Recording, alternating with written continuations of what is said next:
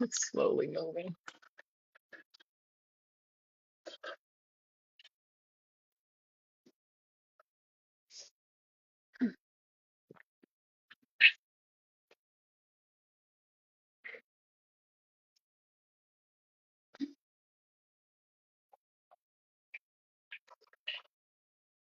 Hello, beautiful people.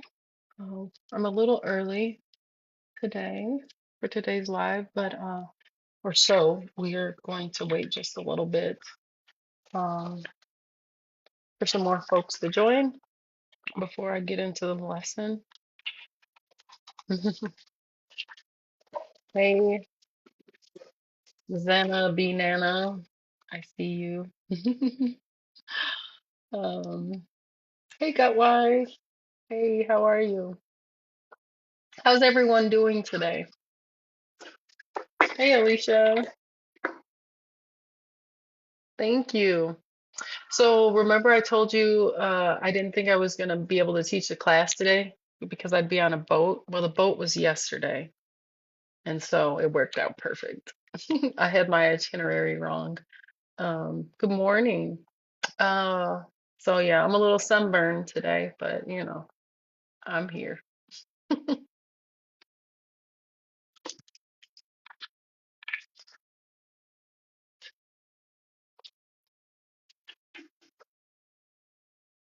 We'll just give everyone a few moments to get joined. Hey, Chris.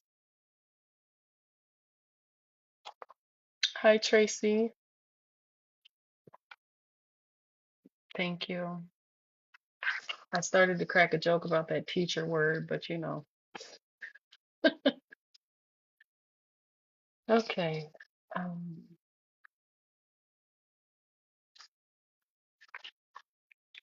it's snowing. Where are you, Alicia? You wouldn't be mind being sunburned. Ooh, ooh, that's what I said when I got on that boat with no. Okay, gotcha. When I got on the boat yesterday with zero sunscreen, but I wasn't planning to be. Oops. Oh, sorry about that. I wasn't planning to be in the water much, or in the sun for that matter. But then, yeah, that all changed. So, needless to say, so I'm not home currently. So I have this makeshift setup. I moved all the furniture in my hotel room to create a space to teach this class. So hopefully my phone doesn't fall and all that good stuff. All right. Hi, Sherlyn. Or just Sherry Lynn. Okay, so we'll give folks just a couple more minutes. I'm showing the time as 11:01 before we jump in to join the live. Last week, we can talk about last week if you guys would like, just for a little bit. Last week, we started the development, laying the foundational uh, dimension of what reality is according to the language of the emanations of energy. And today we're going to look at the aspect which is called God or Lord, meaning Yahweh or Elohim. Good day, good day. Um, and we're going to kind of take a look at it through the lens of the language of the emanations of energy to see what we can glean as my phone slowly continues to fall. I'm trying, y'all. Remember, I'm technically on vacation, I guess. So I'm in a new place. Hey, Mystic. So last week we just kind of laid the foundation. We're going to continue to lay that foundation for the first quarter of these lessons. I do plan to teach 52 lessons this year. And the groundwork before we get into the actual language is just going to help your perception to be able to perceive the book in a slightly different way than what many of you may have been taught on how to perceive the book. Now, what book am I talking about? The good old Bible. What else? Okay. Um, You've been using your deck every day. I love that. Yes, and that's how it should be, Sherilyn. Every time that you begin uh, searching or looking for answers, the language is alive. So the way that it works is it builds precept upon precept. So what you learned yesterday, although it may differ from today, it doesn't differ and cause division per se. What it does is it expands so that it reveals something different. So you never reach a level where you have reached like some epitome of what it means to know the language. And that is actually the beginning of wisdom. Aleph is the first letter in the language.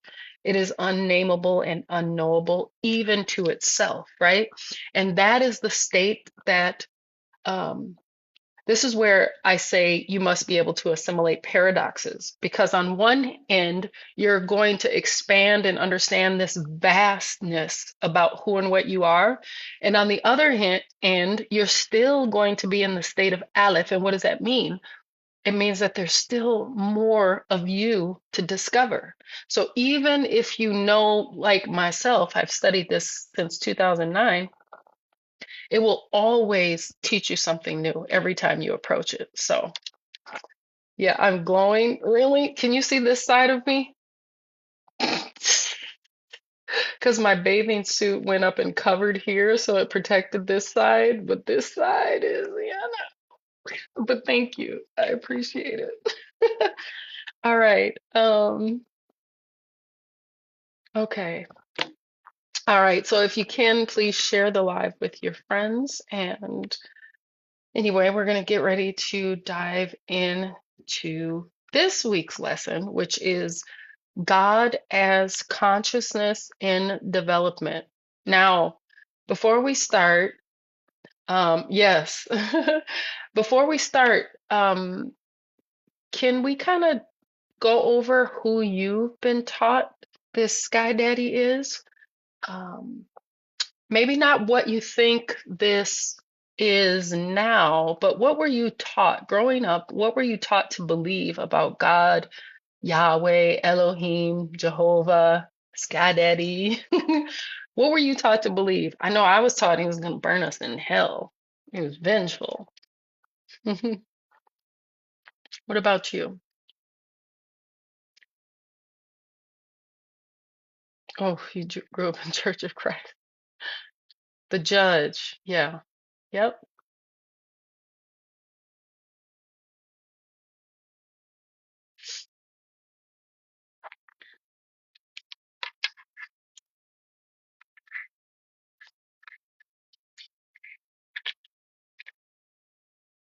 Anybody else? Honor him first above all else, right?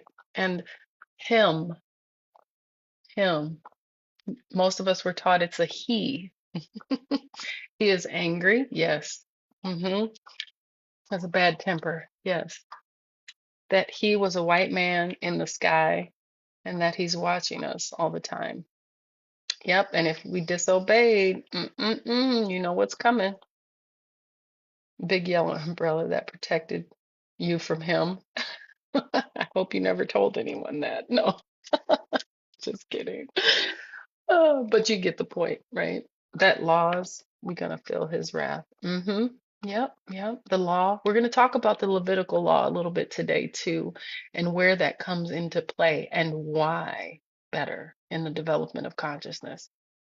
So that's good.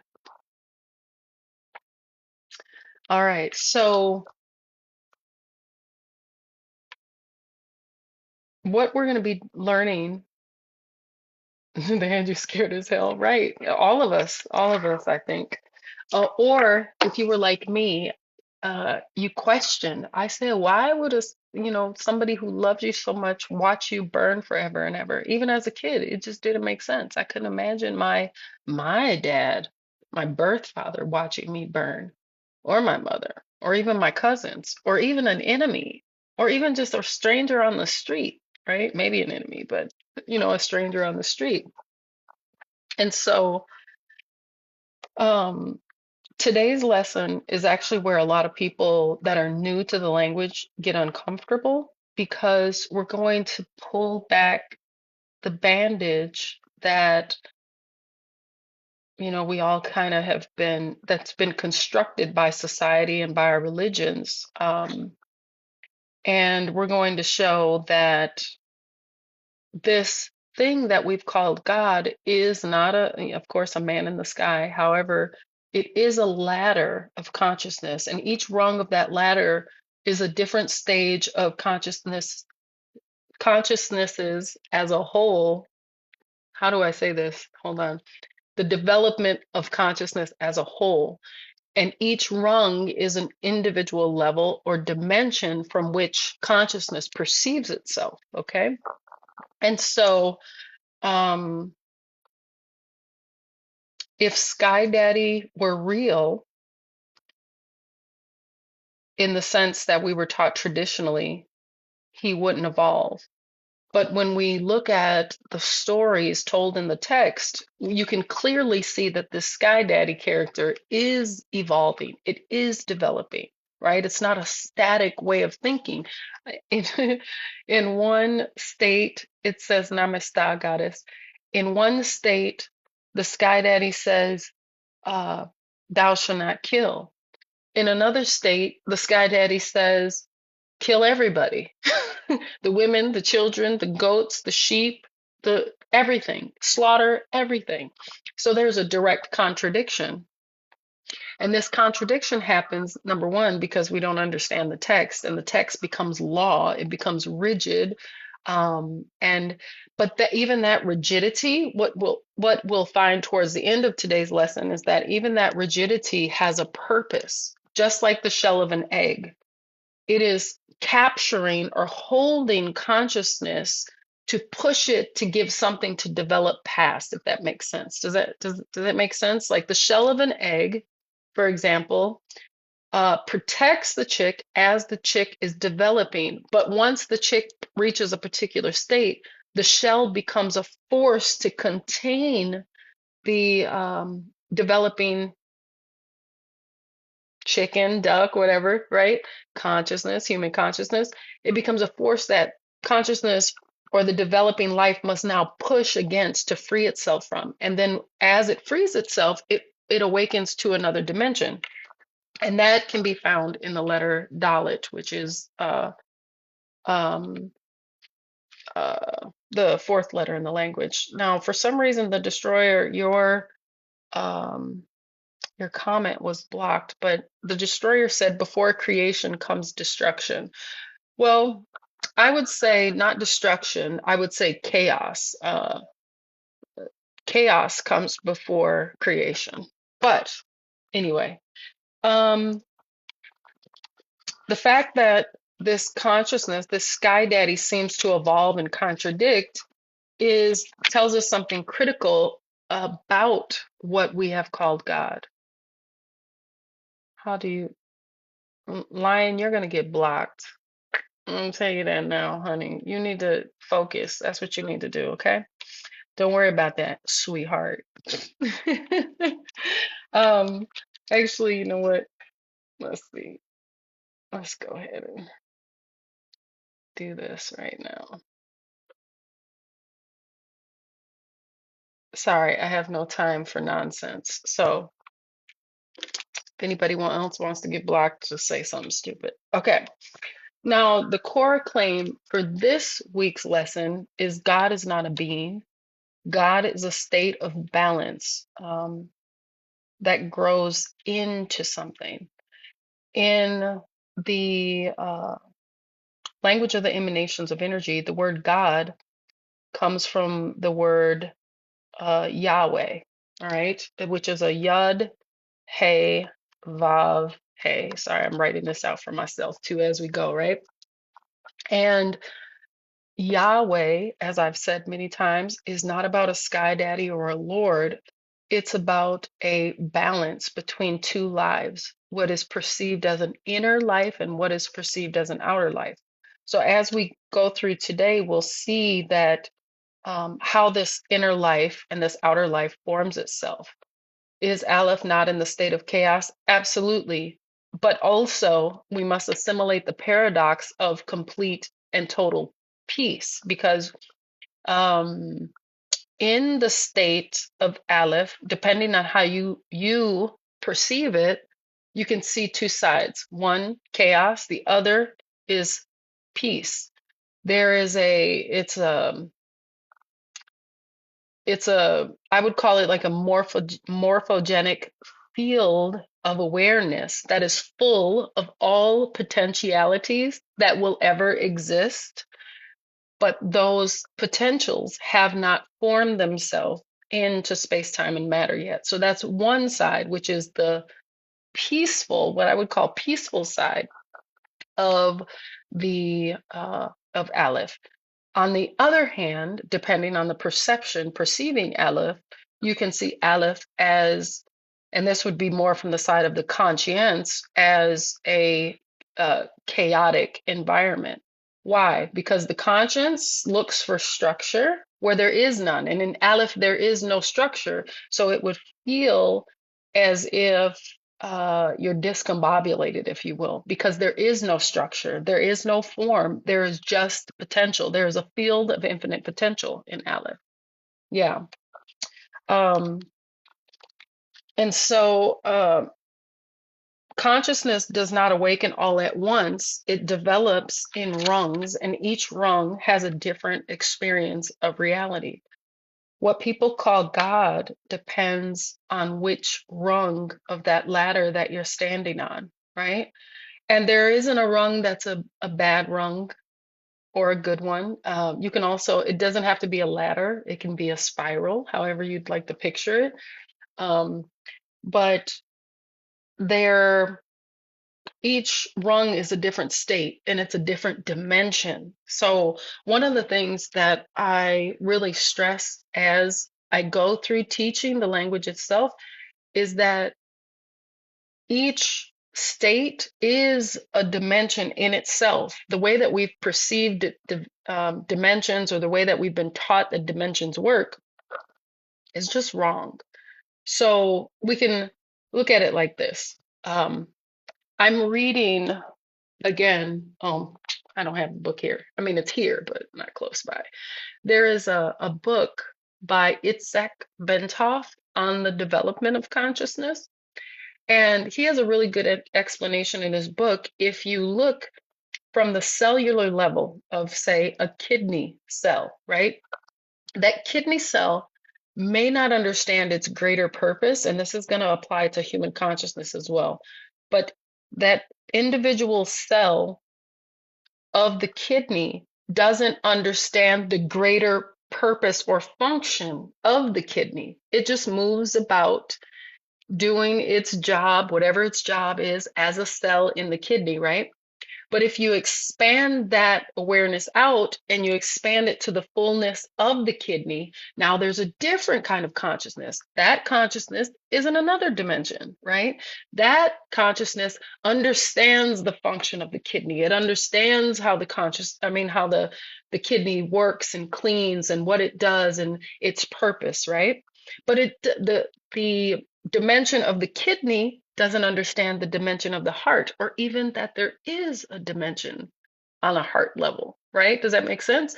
But the heart, the cells of the heart, have their own individual function. And as a whole, that function is a heart that beats and that does the job that a heart is supposed to do. It understands without your direct consciousness being involved. Does that make sense? And then when you expand, so you have all of these dimensions, we'll call them heart, kidney, liver, intestines, etc. You see, central nervous system, um, the cellular or skeletal structure of the body, right? All of these equate to different dimensions, right? And these dimensions have different levels of consciousness. And then you have the totality of the overall human being, right? That consciousness is what you call yourself, right? This is, Larissa, Gutwise. What else we got here? Goddess, Maudet, right? Chris. Those are all the totality of these consciousness, which is technically God. Okay. And then beyond that, the human germ or the human development or the human that is developing, there's a higher purpose which also must be discovered. But one of the tricks of consciousness, the way that it works, the way that it evolves, we call it voving in the language of the emanations of energy. Vov is a repetition of cycles. Okay. So if we can understand the cycle, which I just explained a cycle to you, I explained consciousness as a cell, a kidney cell. I explained consciousness as a kidney. I explained that each organ has its own consciousness, and then there's a consciousness overall of the body that doesn't involve the consciousness that you think is in your head, right? And then above that, there's another consciousness that's called you. Now, that is a va. It is a repetition of cycles that's moving throughout these dimensions, if you will, right? So if you can feel a particular vibe, then you can see it anywhere. You know, I'm looking out into this beautiful city. I'm in Panama right now. I'm assuming this is like downtown. I don't know, but there's a lot of skyscrapers, right? And I can see the action of vibe moving on these little individual apartments that make up this entire building, which make up this entire city. Does it make sense? Um, the the vav, a vav in the language is a repetition of cycles or that which fertilizes. And once a vav begins, it never stops, right? And so um, when I look out into the world, because I understand the language, I see vav functioning everywhere. Not only in the system that I just described in your body, but also in the way that we build our cities, in the way that we build our communities, etc. Does that make sense? And so the dimension from which you perceive the world around you is just that. It is a dimension unto itself. So each of us are conscious, our consciousness is its own dimension. But if you know the groundwork of any dimension, you can enter all dimensions. Does that make sense? So if you know how the cells of your body structure, this is why know thyself is such a profound statement. Because if you can see the structure within yourself, then you can look out into the world and see the same structure anywhere. And then you learn to communicate, to be able to communicate with any structure. Now, the thing about the language is that it's not a spoken language, it's sensed. There goes my earpiece again. Oh my goodness, hold on.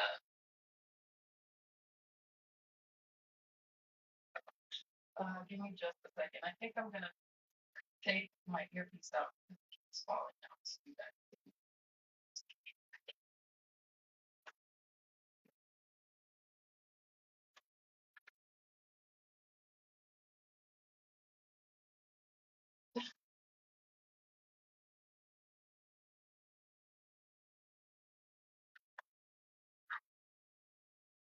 okay, just a second.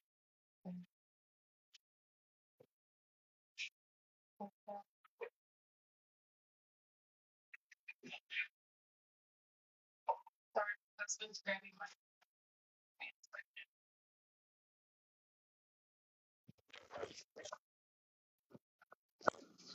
Okay.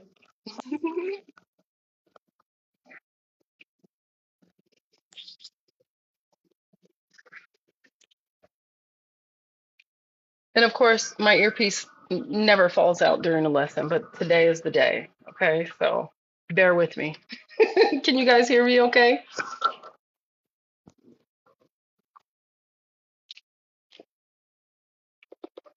Hey, KKFSF. Yeah, there we go. Yes. Okay, perfect. All right.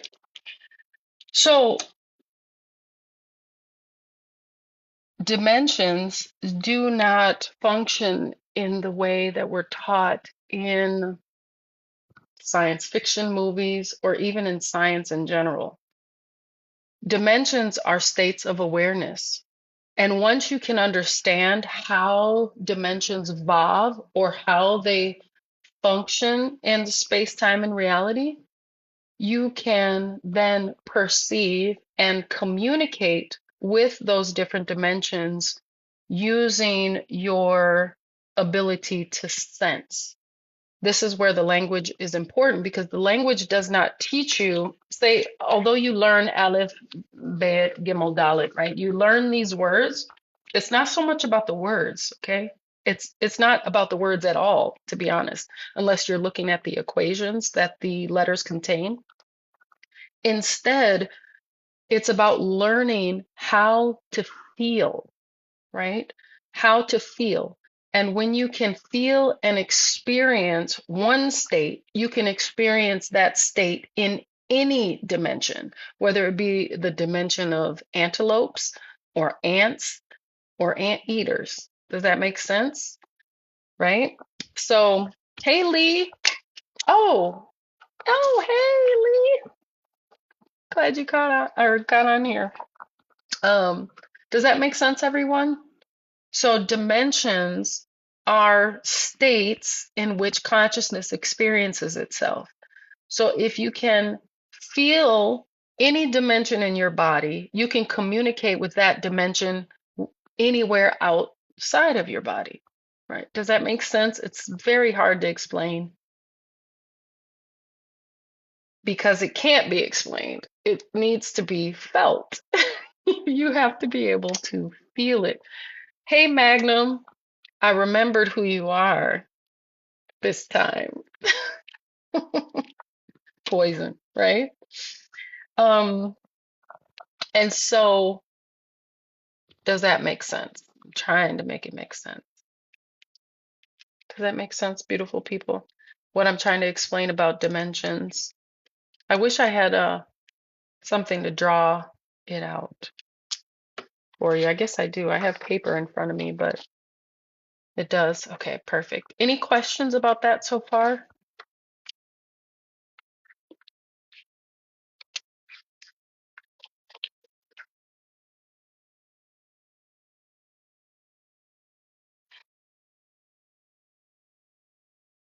Mentally, you understand?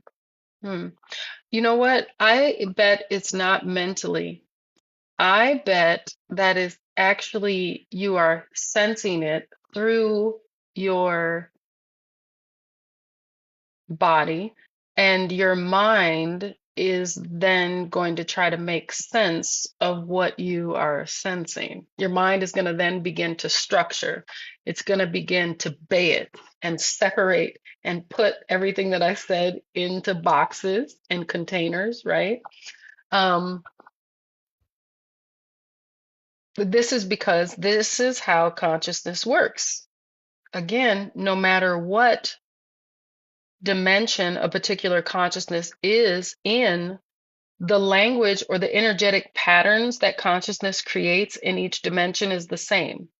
So even though you say, I can understand it mentally, I know that what you meant is that you can feel what I'm saying. And once you feel it, then the mind will begin to bay it. It will begin in the language, bay it is a container. It will begin to contain what I said in thoughts. Does that make sense? Yeah. Yep. You're getting a glimpse of the mechanisms behind what you perceive. Exactly. All right.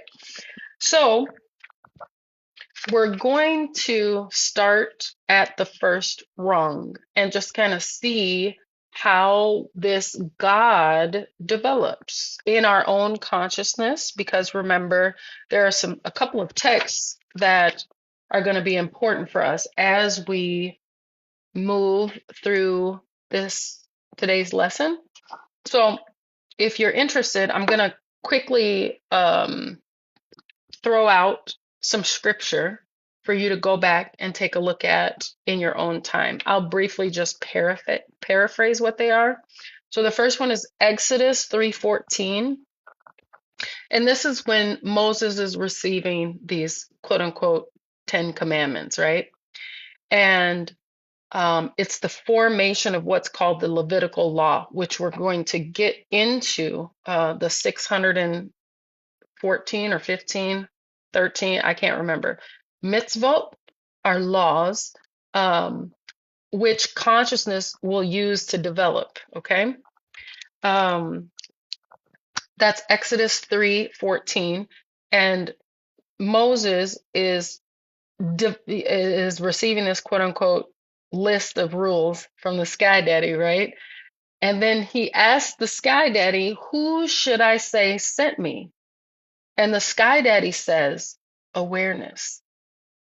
I am," right? Now, you have to understand the perspective of the story from the state that Moses was in at the time, okay? So, you're welcome.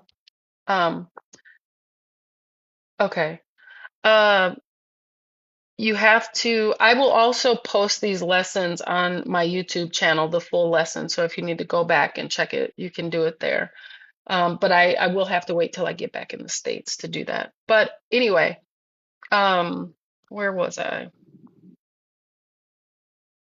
Oh, we're understanding consciousness from the state of Moses, who doesn't understand that he has an inner voice yet, right?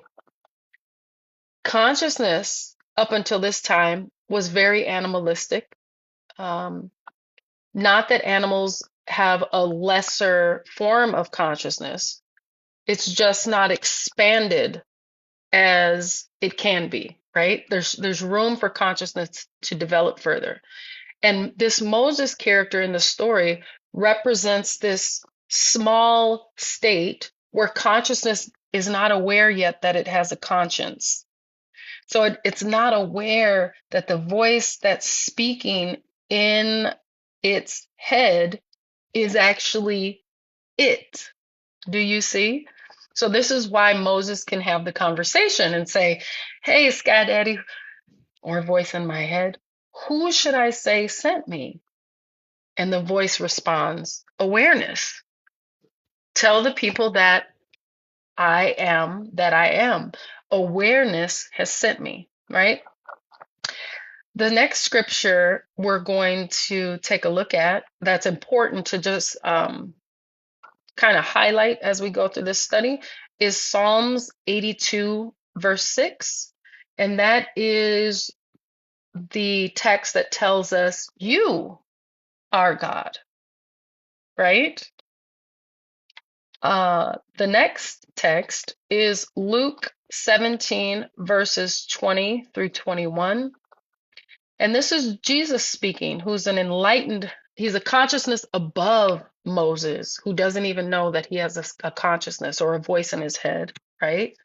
So this Yeshua or Jesus character comes on the scene as a reminder, as an awakened consciousness to say, the kingdom of God is not observed, right? You can't observe it through law.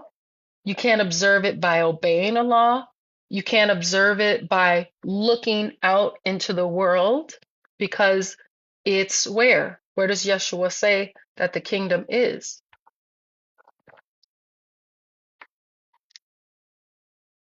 You know it.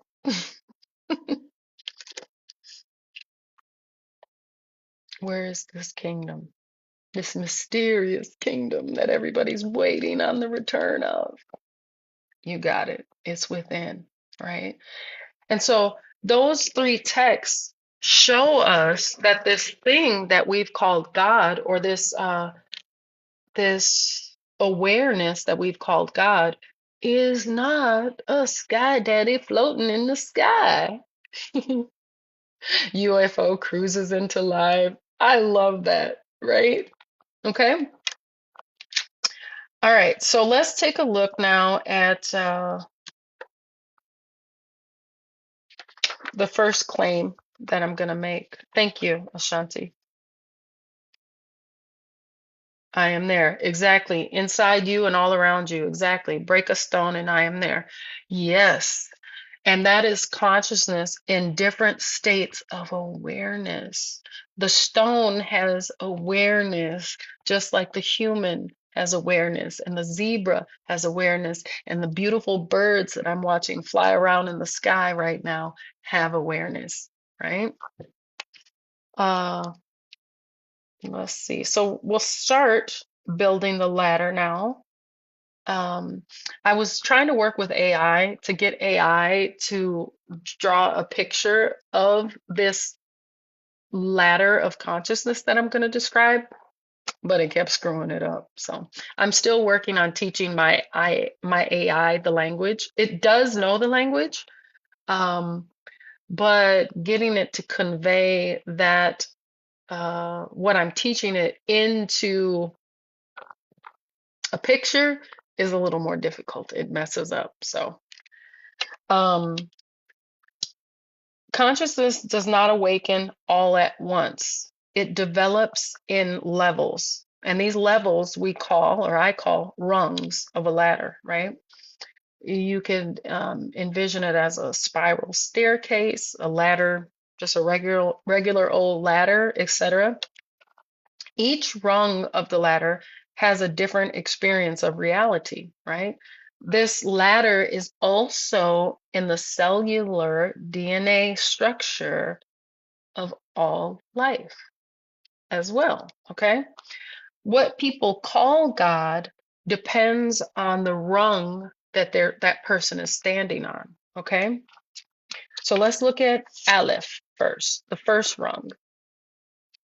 There is no God image in Aleph. Why? Because Aleph is unnameable, unknowable. It doesn't understand itself yet. So you could look at this as a newborn baby.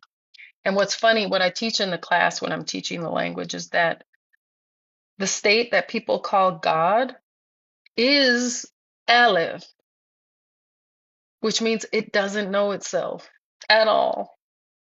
And that's what people point to unknowingly when they are worshiping good old Sky Daddy in your local synagogues and churches, etc.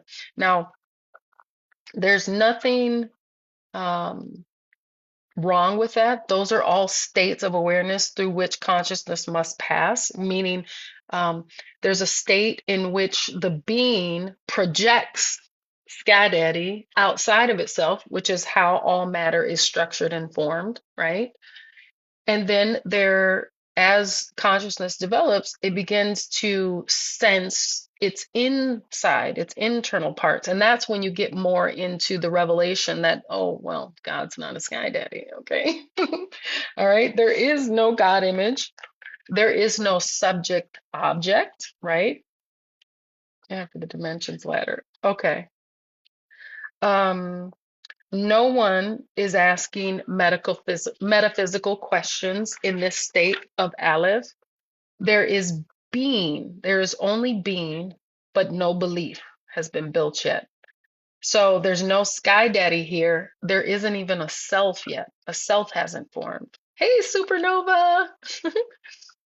um, and then on the second rung of the ladder of consciousness, you have Bayit. Bayit in the language is a container. And this container contains an awareness of a self. It contains I am, okay? This is where consciousness first says, I exist. This is where Exodus 3:14 that I quoted earlier creates the territory of consciousness, the territory of awareness itself, right? This is not a name, this I am that I am. It's an awareness recognizing itself. So remember when we talked about Moses? Moses is now having the revelation. He's moving from a lower level, which we would call beast. And remember, whenever you hear me say higher or lower, the better way to perceive that is compressed and expanded, okay? Because there aren't states like higher and lower in the language. But I'm using words to try to convey something that can't be conveyed. It must be felt. So good luck with that, all right? But um, It's a state where consciousness is basically realizing itself. Okay. I'd be interested in seeing that image, Magnum. So I'll check it out after class. So let's see. God is not external. God is presence. God is experienced, not imagined, right? Although you can, on different rungs of consciousness, you can imagine into existence different states, not God's, but different things. So here's an example of that. In science, scientists, great scientists and physicists of the world all know that what the way that you learn that science works is wrong, right? Science doesn't begin with a hypothesis. Science actually begins with an intuitive nature, a knowing. You begin to intuit something, you're pulling from this state of vast potential, and you have an idea, you have an intuition, you have an imagination that, for example, E equals mc squared. Do you know that Einstein came up with that theory using his imagination? And this is how science works. This is how life in general works, but we don't understand because we're taught in school that the scale is opposite of what it is, that you build a hypothesis and then you prove whether or not the theory is true, and then you publish your paper, right? But in the realm of people that understand, that know more about how consciousness works, they will spend time imagining, right? Imagine, for example, what kind of world we could create if we imagined a different world. Not this bullshit. Although it's beautiful, it's deceptively beautiful, right? For some of us. It also is hell for some of us, right? But imagine what we could create if we imagined differently. This is why Jesus says, repent, to think differently. Humans, up until now, our consciousness is penned or contained, bayet, which is the next rung. It's bayeted into existing in a particular way where it manifests destruction. It manifests um, fighting over religion, skin color, etc. Like, really think about that. Really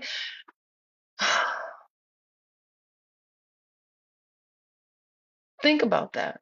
That that less expansive, that compressed way of thinking that says I am better than another because of my skin color, or because of how much money I earn, or because of the way I look, or because of how tall I am, or because of my education. That makes me better. Do you see? That's Bayet. Bayet is a container of awareness. It's a container. The container's not bad. It's not good or bad. It just is, right? Yes, we need integration of understanding of reality. Agreed. So let's see, where do we leave? Yes, God is experienced. Hmm. Yeah, I guess I can leave that at that because this is the purest God state in the text, is when you understand that what you have called God, first of all, is not, it is external, right? But it begins internally with your perception and your awareness. But outside of you are all states of the thing that you've called Sky Daddy or God at one point, right? The next rung in the ladder is Gimel. And this is where something critical happens. This is where consciousness becomes self-conscious, right? It builds a conscience. It feels exposed. It begins to judge itself. Now, imagine, if you can, a consciousness that is filled with infinite potential for development and growth. It can become the tyrant, or it can become the beautiful lady who sips lattes on the beach with her family. Okay? It can become the CEO. Um, it can become the next Buddha, right? You have this infinite potential that now begins to externalize itself in the letter Bayit. And then what's the first thing you feel when you are externalized? Imagine, if you will, a baby. When a baby is born, and it's, you know the whole thing that happens when a baby is born. They're wiping the baby off. If it's not a natural birth, I was going to say. They're wiping the baby off. They turn it upside down. They slap its butt. They wait for it to cry, Then they're like, oh, yes, it's a boy or it's a girl, right? And it's having this experience. What is the baby doing? The baby's like, "Wah," right? Having a fit. Why? Because you've taken it from one state, into another state. And the shift between those two states causes hmm, what's a good word? What's a good word? I can sense the state, but I can't think of a word right now. Yes, that's a good word. A jolt, a vulnerability. Yes, right? And now consciousness is like, what the heck? It doesn't know it has a butt yet, but it felt the slap, right? Erratic emotions, yes. Incongruity, yes, right? It's off-putting, but it's necessary, right? It's off-putting, but it's necessary. There's a discombobulation, a separation. I was in this warm, wet place, and now y'all got me out here slapping me on this thing. I don't even know what it is yet. I don't even know what it means to be hung upside down, but there's a disorientation that's happening, right? Do you see? Dizzying? Yes, it's dizzying, right? And then that switch from being inside the mother to now being held upside down and slapped on the bottom is the next letter. That's Gimel. That's a separation. There's a conscious shift from the warmth and protection and darkness of the womb to being born. That creates the next energetic frequency, which we call Gimel in the language, right?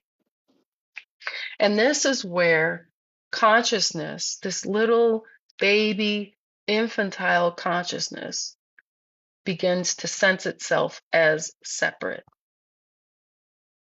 right? In the language of the emanations of energy, this chaotic state is called Eden.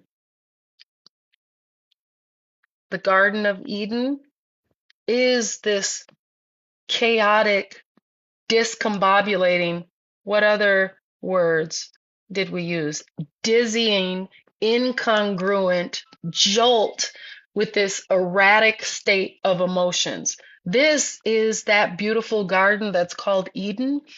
Eden, according to the language, is actually the most dangerous place in the universe. It's in that state that the developing God must form itself. Surprise! Where the developing consciousness must form itself.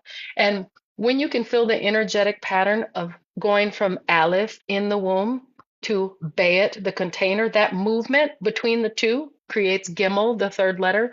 When you can feel that here in you, then you can look out into the world and feel it everywhere. And see, this is why I say even a lie tells the truth. You just have to know how to look at it, right? Because you may see, for example, a lady of the night walking the streets of Panama, right? And you may have a judgment about that person because of the state that they're in. The language teaches us how to peel back the layer of the lady of the night as we see her, and to see the deeper spaces, the places that person has been, the separations that they've had in their life, the way that they've experienced life, right? So that the lie becomes, oh, this is just a lady of the night that likes to do drugs or whatever, right? To, oh, wait, this person had a family or didn't have a family and went through some tough things in life, right? And now they're just in a state where they're trying to self-medicate and or provide for their family, right? Because maybe this lady of the night has kids now. See, this is why I say even a lie tells the truth. The drug addict is not the truth of who the person is. That person is actually filled with infinite potential, right? But at the way that our societies are constructed, we see a lot of degradation of this, let's call it baby of consciousness, right? Does that make sense? I sure hope so. Okay. Um, I was explaining what Eden is according to the language. It is this dangerous space, again, where consciousness is developed. The moment consciousness fractures, it can no longer trust itself, or so it thinks, right? This is why Moses says in Exodus, what was it, 3:14? Who should I say sent me? Who should I say sent me? The voice was in Moses's head. Only Moses heard the voice, but he didn't realize it was his own voice. So there's this frantic disconnection from the self, and this conscience says, wait, who should I say sent me? Right? And consciousness says, awareness, awareness sent you. And then he climbs down the mountain and says, Sky Daddy said, these are the 10 Commandments. Right? Yes, this is where doubt is formed. Self doubt, right? This is where doubt is formed. Yes, correct.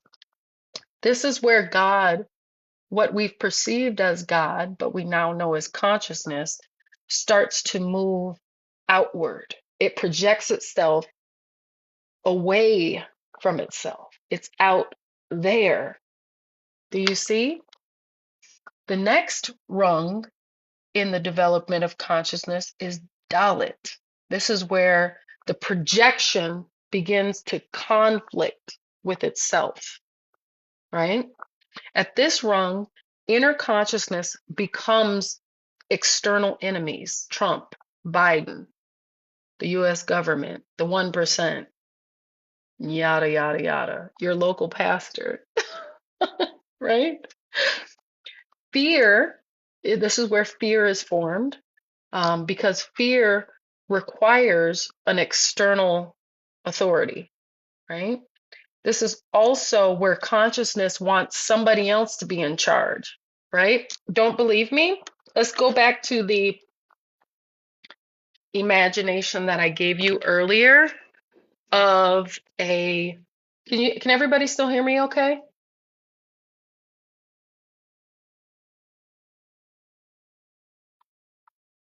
Good for you. Um, Animals are a ladder as well. Yeah. Okay, good. You guys can still hear me. Okay. Um, Now I forgot where I left off. It'll come back to me. Oh, the baby. So if we go back to the development of this baby, right?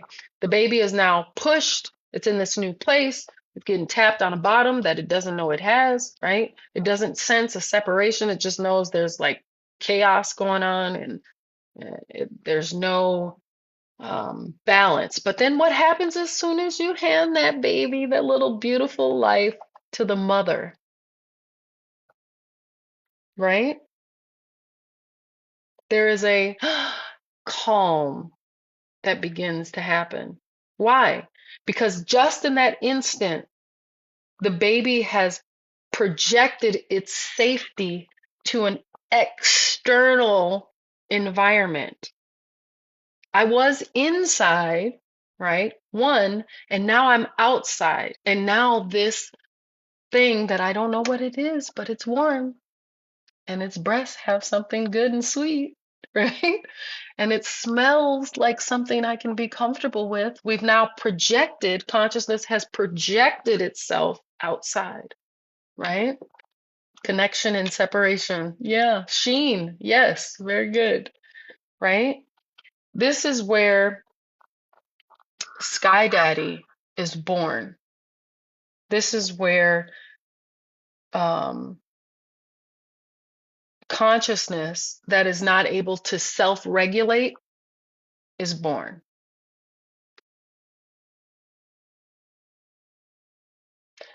Yes, feminine energy is first, but we'll get to that in a moment. Well, we can talk about it now. Feminine is internal. Masculine is external. You can see that in our hoo-has and ding-dongs because everything is speaking the language. Everything. Once you know the language, then you see the language, you sense the language. Fear of separation creates the God. Creates the Sky Daddy. Oh, your phone went out. It's okay. You're back. Can I say what one more time? I don't know where I was when your phone went out. I'm sorry. Um, when this Sky Daddy appears, oh, about the feminine, I was saying that the feminine is internal and the masculine projects externally. Did you catch it that time? Because I had to just do a little live. Yeah. Okay, good. Um, this is the point where, again, Sky Daddy appears because awareness is fractured. It's separated.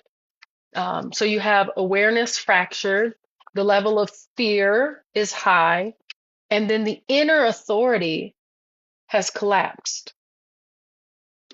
Right? Does that make sense? So it's at Dalit in the language that the external or Sky Daddy, or rather the projection and conflict appears.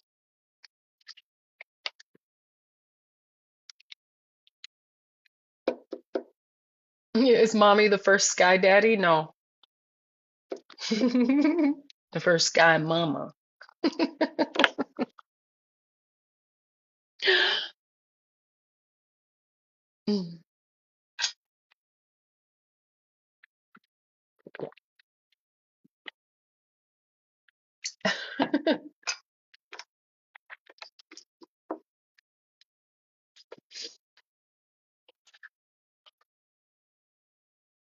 This is where Elohim enters at Dalit. The Hebrew word Elohim is not a person. In the language of the emanations of energy, Elohim equals the evolutionary process that consciousness will now go through to develop itself. Yes, even masculine comes from feminine. Correct.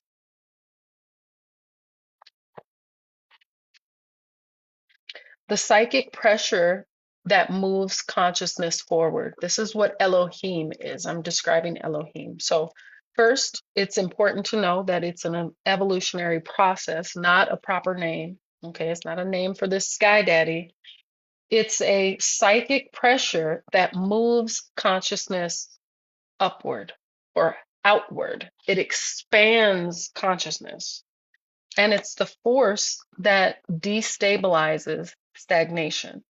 Because in that, remember I told you this is where Eden, the most dangerous place on earth, is formed in the previous rung.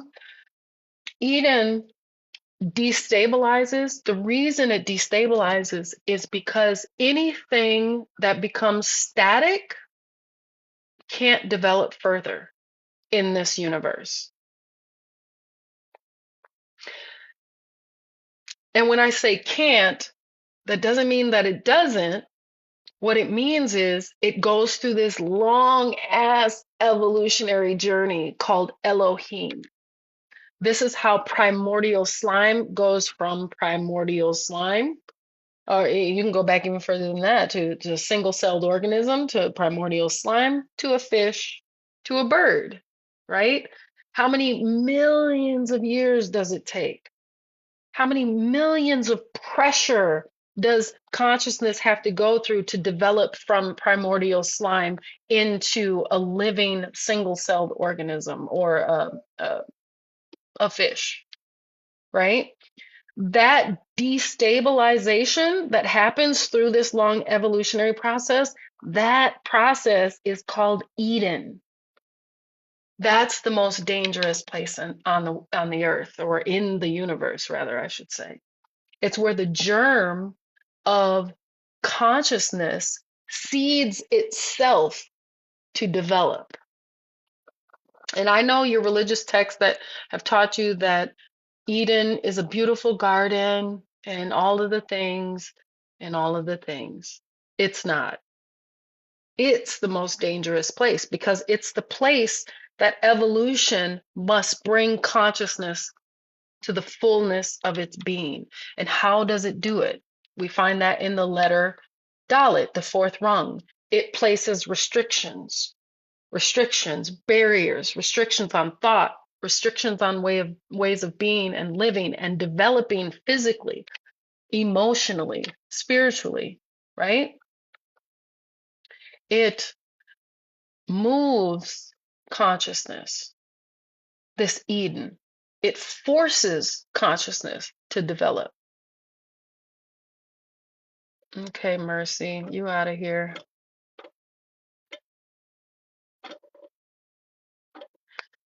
No time for nonsense. Does that make sense? And when this process called Elohim is externalized, when we externalize that evolutionary process, it then becomes what you call a sky daddy. And what does a sky daddy do? It commands, it disrupts, it punishes, and it corrects. Yeah, there were rules in Eden, exactly. Not yet. Not yet, just Jesse. This evolutionary process, the result of what Christians call being born again. No, not yet. Being born again is it's a misinterpretation of the action of consciousness remembering who it is in an individual body. Does that make sense? What I'm saying is consciousness is this vast um, repository for infinite potential. Born into space time in an individual body, we call that a noon in the language. And now that individual body must reconnect itself to the vastness of who and what it is. When a person realizes that there is a way to connect to this quote unquote higher self, and they begin to structure that reconnection to this vast state of awareness, that is what we call born again in the language. So, what religion has done is created a container in which consciousness could develop until it could have the human individual and collectively can have the we'll call it an epiphany or the imagination that it is not just a little individual noon, but that it is the totality of all creation. Does that make sense?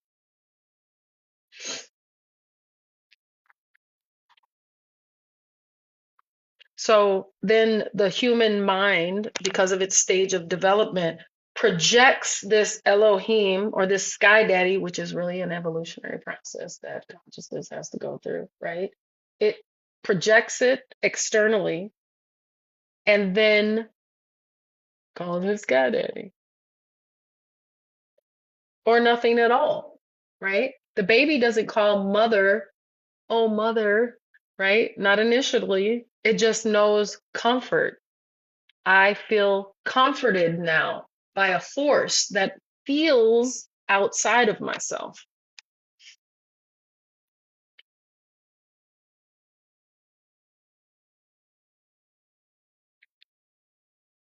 And it's important to note, using the example that we talked about with the baby earlier, the shock that comes to consciousness as it enters this dimension, it's destabilizing, yes, but not because it's harsh. It's just an evolutionary process, if that makes sense.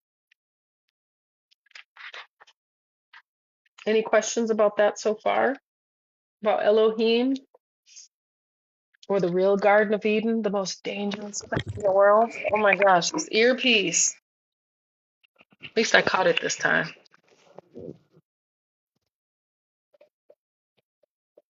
You know what I'm going to do? Hold on one second. I'm going to put both of my earpieces in. So if one falls and I can't reach it, I will still have a backup. Okay, we'll try that.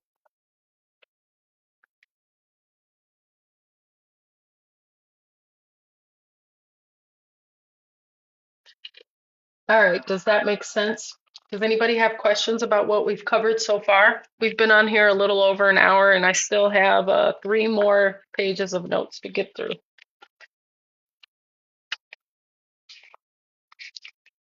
Technically 4. Try to readjust this phone.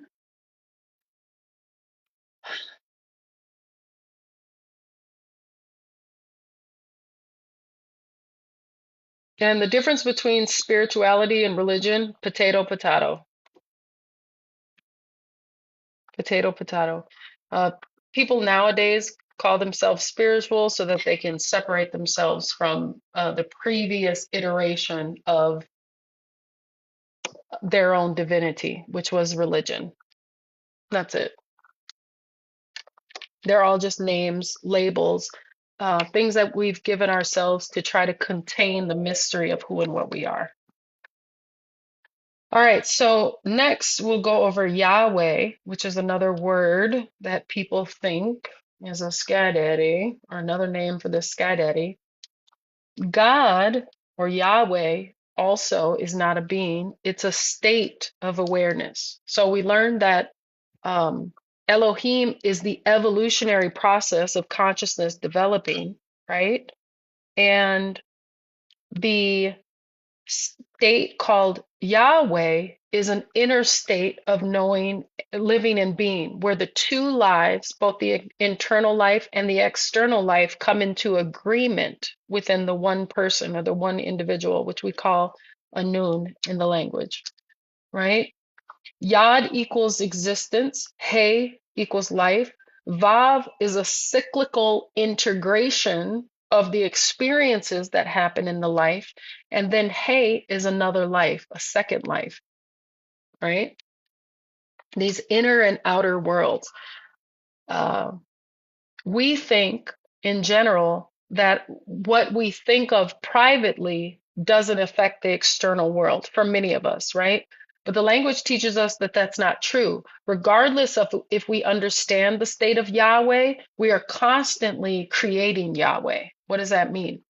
It means whoever you are in here, you are projecting it and it's manifesting itself outside of your physical self into your space, time, and reality. Sorry, my phone keeps falling over because if you could see this makeshift phone stand that I've created, you'd know why it keeps sliding. Okay. Um, where was I? I don't remember. It'll come back.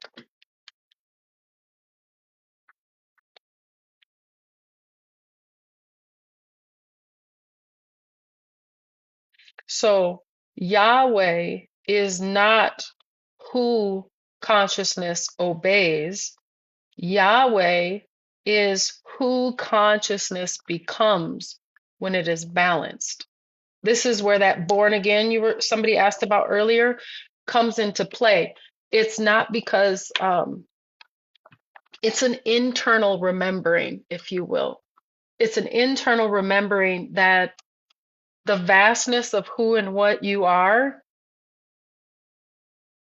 is bigger than the individual self. It is contained in the individual self, which is an assimilation of paradoxes, but it is also uh, the containment, if you will, of all the selves. This is so hard to explain. On one level, an individual person, right, is born into existence, space, time, and matter. And now that individual existence must progress through a long evolutionary process, develop itself a ladder, if you will, to reconnect it or reawaken or make itself aware again to build an awareness that it is everything. That same process volves itself in the formation or repeats itself in the formation of a planet. So the planet itself is a cell in a galaxy, right? That now must become cohesive and self aware before it begins to burst and fertilize the cosmos. I just said a lot. I just said a lot. I hope that makes sense. Could you guys sense what I was trying to say? We have to find the Vav. Remember, look for the repetition.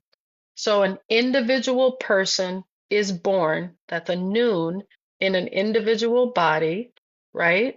That individual body must now self-actualize. It must discover Yahweh, that it is two lives balanced, right?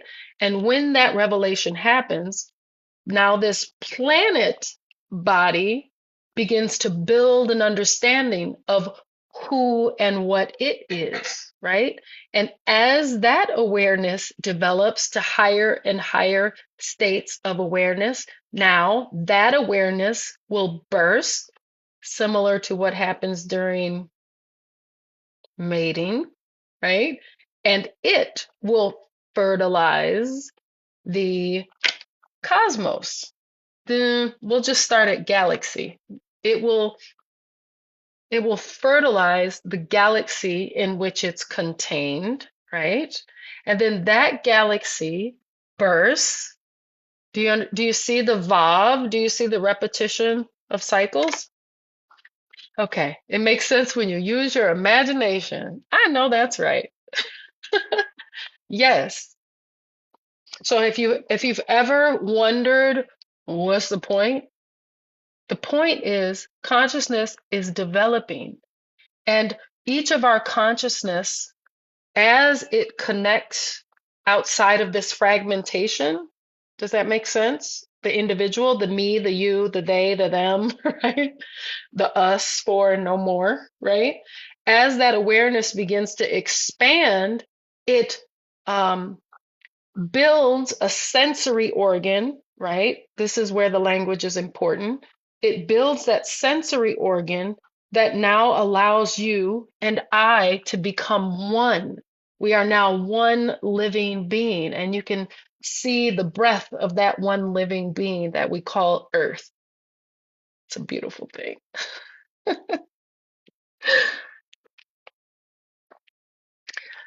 That ability to sense that, right? That you have your inner life and you have the outer life. That sense is what we call Yahweh in the language. Okay? Not a sky daddy. There's no sky daddy coming to save you. You have to save yourself.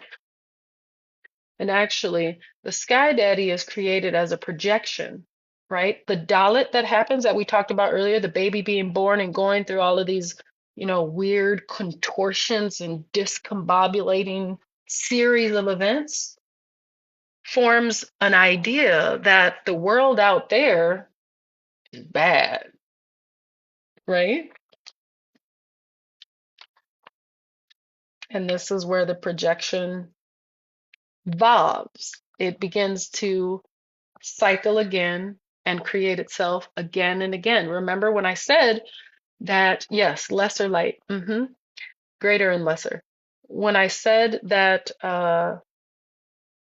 once a Vav initiates itself in space time, it doesn't stop. That means that no matter where you go, you will see the Vav. There is a Vav that that Vav of being one in the mother and then being expelled from the mother, which causes a psychological damage, right? Which is one of the reasons men hate women so much in our society, besides being programmed to do so, right? That separation from their own internal feminine, they now project it outwardly onto, us. But that's a whole nother story. Oh, my sunburn. Make sense? I know I'm saying a lot. Oh my gosh. I hope this makes sense and I'm not. Yeah, we'll just leave it there. Now, if we tie all this together, people argue about God because they're standing at a different rung.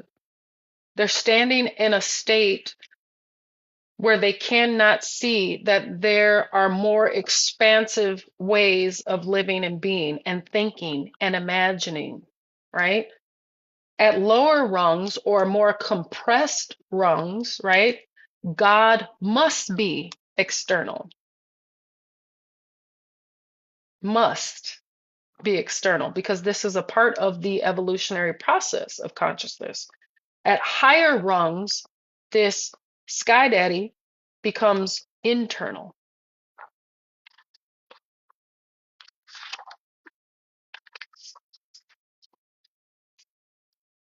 And the Bible contains all of these states because it is a developmental map of consciousness. It's not a book of laws for you to follow, it's a map. Does that make sense?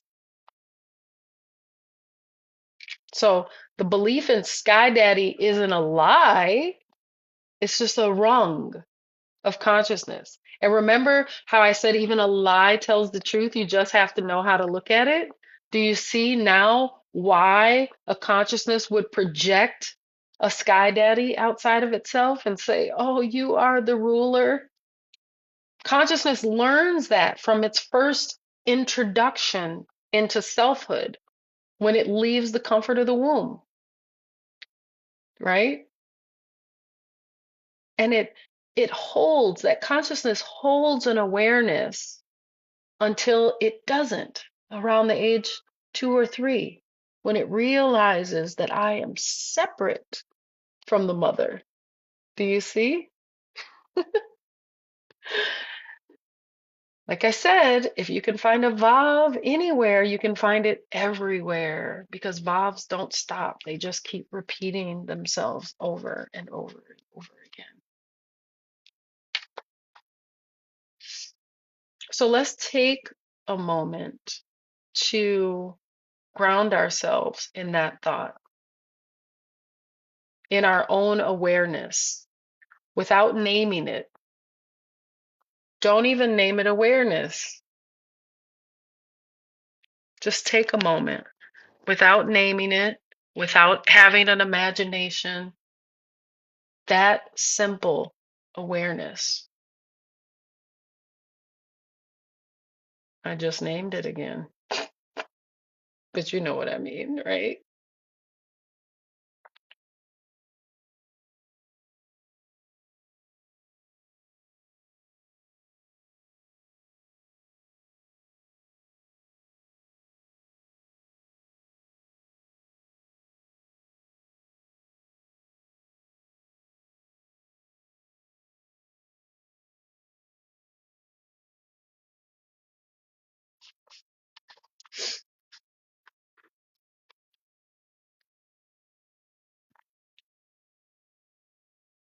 So as we sit, the unnameable, exactly.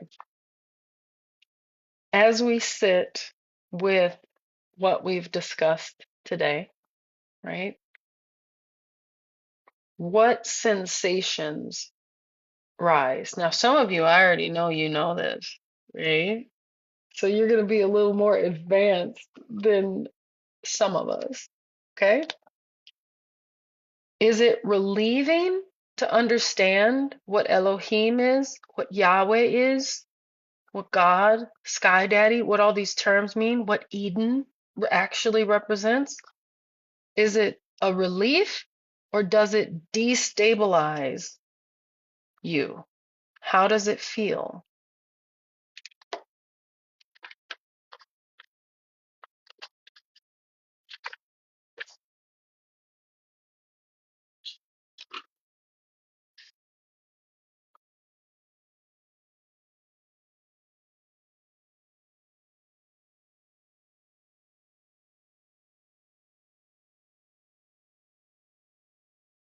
Extreme relief, calmness, calmness, yeah. If any of you would like to join the live at this time, and come up and talk about what we've went through and maybe relief, yes. Um, Maybe describe your own sensing of your own awareness from today's lesson. Please send me an invite and I'll add you so we can have a little group talk.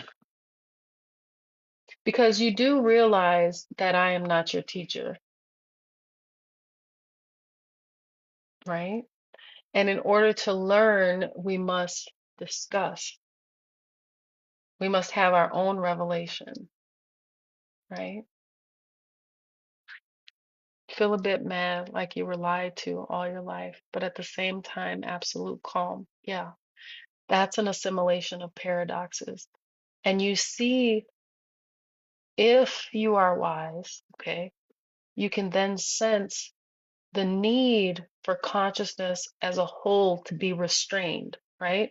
Because in order for consciousness to develop, it must be restrained. The same way that a baby forming life, developing life, is restrained by the womb, is restrained by the shell of an egg. Do you see?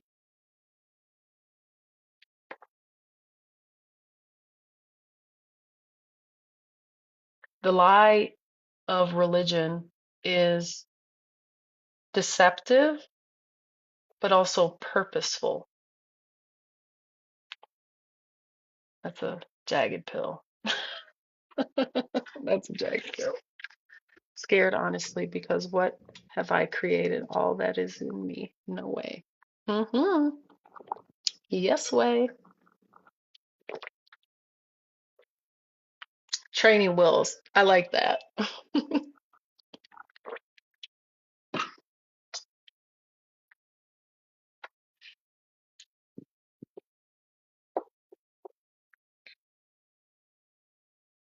Yahweh.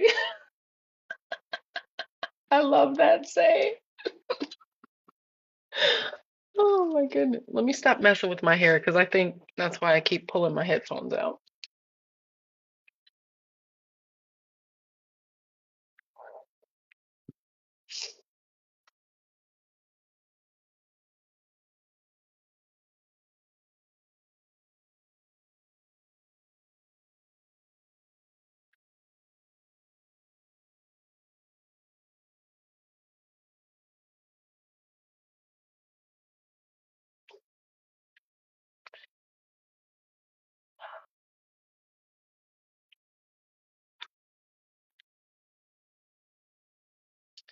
The Bible is not a rule book. It's not a history lesson, and it's not a moral scorecard to say whether you've been good or bad enough to receive, to be received into the pearly gates of heaven. It's a ladder of consciousness. It is consciousness trying to communicate a message thousands of years into the future to itself, to remind itself who and what it is. Oh,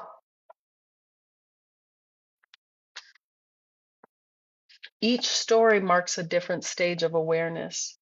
At the bottom of the ladder is undivided awareness before identity and before judgment. My phone is losing its mind again. Actually, let me try to stick this there for some support. The next rung is self-awareness, the moment consciousness realizes I am.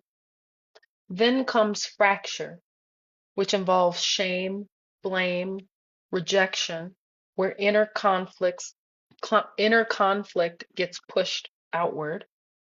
After that, law appears. That's where the Levitical law comes into play because we've projected who and what we are outside of ourselves, right? And then that projection begins to structure laws because why? It has to evolve. Remember, I said um, once a vav starts, it has to repeat itself. And that vav becomes a law. That law then structures itself and says, you're going to burn in hell. Don't do this. Don't do that. You're a bad person. If you do this, you're a good person. If you abstain from this, etc. Now, when the law appears, it's not because people are bad, but because consciousness can't self-regulate yet. It hasn't learned to self-regulate. Law is a scaffold. It holds awareness together until it is strong enough to govern itself, to govern its power. Because if you know who and what you are, you know exactly how powerful you are too.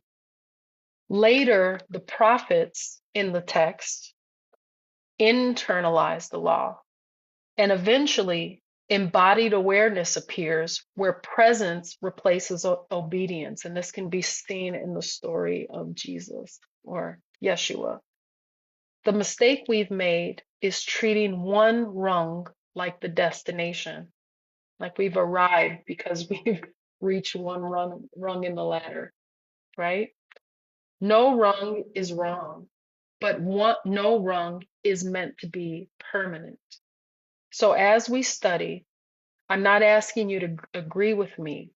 I'm inviting you to notice, where am I on the ladder right now, and where you are, where we all are.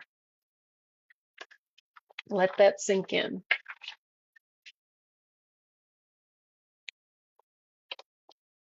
How does a baby consciousness self-soothe? It learns, it develops the ability to do that when its environment teaches it to self-soothe. A lot of us don't learn that, unfortunately. And so we look to women or men or riches or drugs and alcohol or learning or making money to try to regulate the nervous system of this corporate body.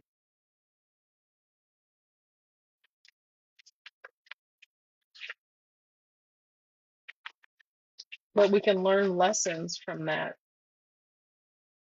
development as well. Can't see. Let's move this down. There we go. All right, beautiful people. I can't see if anybody. Oh, there we go. Somebody has requested to join. Let's see. All right.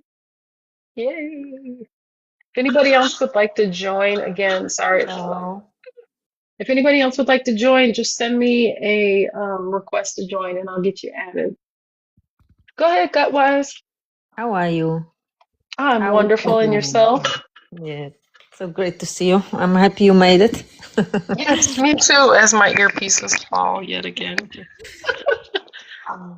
There we go. Okay, it was so much said that I really don't want to know what to say now because it's like this whole thing is so deep, you know. Mhm. But what I kind of sense right now is the more that I'm thinking, yeah, we are in a constant state of renewing and developing ourselves, and this is what consciousness does. And we from our perspective, probably we cannot understand yet that the process is ongoing. So we like to get stuck in dogmas, in believing and naming. That's what you always many times say, that we name something and it becomes, and then we stuck in it, and then we just keep vibing. Mm-hmm. And we will keep vibing until the awareness comes again and we start questioning what we built. Mm-hmm. And then we start seeing evidence, or maybe what we built is not so smart. Maybe it's not so smart to go and kill other people in the name of Sky Daddy and taking the land and la la la and doing all this, being prejudiced and then all this feminine oppression and everything. But it takes time until we grow into the awareness of looking what we did and saying, but why are we doing it? Yep. And then in this moment, how I see it, comes the new awareness to allow us to understand we can create something else Right. and reaching higher level of balance. Yeah. That's the born again. Somebody asked earlier about, is this what Christians mean when they say born again? Yes. What Gutwise just described is the process of being born again. It's a new state of awareness. Yeah. And I think Yeah. what Jay said, you have to have the eyes to see and the ears to hear, and I would say a mind to understand. Mm-hmm. If you want to understand yourself, that there has to be this self-awareness. And I thought you were talking about something like animals have awareness, but they do Mm-hmm. not have self-awareness. And I Right. think we the only animals, whatever you want to say it, in the chain of awareness, that we have ability of having self-awareness. And this is very unique to the Yes. rest of the consciousness. Hmm. What do you think about it? Absolutely. And I'm going to try to draw a frame of reference, a ladder, if you will. And we're going to name this cow, chicken, ant, uh, bipedal monkey. No, we'll say ape and human. Okay. I know this is gonna be backwards for you all. Oh, and bright, right? Each one of these states is a state of awareness. It's a dimension, right? And what happens in all of these other kingdoms, right? These internal kingdoms before the human, and even the human is still in the state of this animalistic level. Not that it's bad, we're just there, right? It becomes stuck according to the language. Consciousness becomes stuck at the level of cow. And in the level of cow, cows can only be cows. And how cows show up in the world as cows, right? Cows don't make pretty dresses, they don't create art, etc. Does it make sense? And then you have the dimension of chickens. Chickens will always be at that state of chicken, right? Except, here's the part that we have to remember. When I say always, what I mean is that for a very long period of time, millions and millions of years, chickens will not evolve. And then they will, because this is how life works. This is how evolution or Elohim develops consciousness. So what started again as primordial slime became cow, chicken, ant, ape, human, right? Now all of these different states are locked. Bees will only be bees for millions and millions of years. This long evolutionary process of Elohim. Within the human germ, though, that's placed in Eden, this chaotic developmental place, right? The human consciousness has the ability to sense primordial slime, cow, ape, ant, and all these individual dimensions as one living being. Does that make sense? It can see the cow as an individual self, but then understand the makeup of a cow, for example, or ant. Ant is a better example of this. Ants play a vital role in the vast body of the earth, for example, right? And humans are the only one that can perceive that level, what the ant does for the world, how it cleans the environment. Do you see how it regulates, how it builds beautiful communities? And then the human mind can now watch the ant community and then develop a community based off how the ant community lives. And this is the difference that Gutwise was talking about earlier. Mm. And This I is was, what, go ahead, Mhm. go ahead. No, but I was separating what is the main reason for this, and I know it's a language, because we without language we would still be the apes. We would communicate because apes have communication, okay, but they don't have language.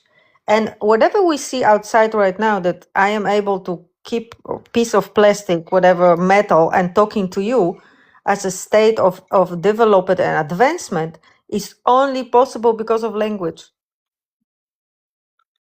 Yes, since we're talking about language, I'm making a note here. So, what spoken language is, which is why it's so deceptive and why I say not to name things, because what spoken language is an externalization of an inner understanding, right? So, and when we use the language, it's deceptive because it is not the state that it's trying to describe. It's just a description of it. Does that make sense? Like a ghost of it. So even our the fact that we are able to speak is a part of our um, Yes. Yeah. evolutionary development, which will still point us back in because the first language of the body is sensing. That is the language that all of creation speaks, sensing. Yes. So when we use Would physical you, would you words, say it is like an instinct, sensing like an yes, instinct? yes, yes, yes, right? When I was younger, even now, I look at documentaries of like animals being born, for example, and I'm like, how does the zebra know to get up and run? Yeah, exactly. So this is innate, what we call in biology, whatever we call it. Of course, this would be instincts. You are born with Yes, instinct. That's but just like that, a baby is born with the instinct to suck the breast. yes, That's the instinct. Nobody exactly. teach it. Nobody teach it the baby that once Elo you put, yeah. Elohim teaches it. This is why, see, but we've misunderstood what Elohim is. Elohim, this long evolutionary development, teaches consciousness of the kangaroo that when the baby kangaroo is born, it must crawl up. And baby kangaroos are these tiny little things, Yeah. but they know to climb up and find its mother's tit, right? And they know the way. They know Yeah. the way. How do they discover it? Because through the evolutionary process, the being is encoded. It downloads its species language. Does it make sense? Yes. But you see that also with the kids right now, like it was like even in when I was kid, it was already like we have TV and remote control at the time when the new babies were born, and they could have the remote control and they could operate it, and you go like, what the hell? Where did you learn this? How did you Like learn? literally 1.5 year old, he could operate because already when you are in a mother womb, already you're being imprinted with your environment, what's going on. Yes. That's why kids now also are born with a much more higher consciousness, because the consciousness involved in us, kind of thing. Yes. Yeah. Exactly. Yep. Mm. That's in the state called Elohim. All of that is happening through the action of that evolutionary process. It's a beautiful thing. When you can see it, it's just, Mm. beautiful and scary, depending, potato, potato. Yes. But yeah. Anything else you want to share? No, just like kind of at this point, no. Yeah, I don't know. Okay. There's probably much more as you'll be talking, but Yes. Does anybody else want to join with maybe questions or thoughts that you have about today's lesson? Let's see. Let me accept this one. Just send me. Uh-oh. Do it again, Chris. Oh, it worked. There we go. It worked. Go ahead. I, Send me an invite. Go ahead, Chris. hey, I just wanted to say thank you again for making yourself available and whatever time that you have to take out of your life to make this happen. I'm just heading off to the men's circle right now, but it's at times when we see things occurring, the gratitude that we have and the effort that it takes to make these things come about. That's what I wanted to come on and say. You know, an hour and a half, a weekend taken out of your life. It's very much appreciated for us to learn and for us to grow. So thank Thank you. you. That's what I want to say. Yeah, All right. You guys have a good day. you as well. Bye Bye, bye. Chris. You're welcome. And I want to say this because I want people to understand that you have to do it anyway. Okay? And I'm going to describe my morning to you. All right? Um, it was a beautiful morning. I woke up in the beautiful city of Panama, right? And said, "Yay, I get to teach the lesson, today's lesson," which I dreamed about all night first, right? I thought about it all night, even in my dreams. And I thought, what a beautiful thing this is going to be to convey. And so I get up, I get my clothes ready for the day. I had to decide, hey, do I want to teach this lesson in a bikini because I'm going to go to the pool later? Or should I put on some clothes and maybe go have fruit? Or I decided to put on clothes and go have fruit. I went downstairs to the little cafe and I ordered my fruit and a coffee. I haven't been drinking coffee, oddly, for, a couple of months now, I'd say.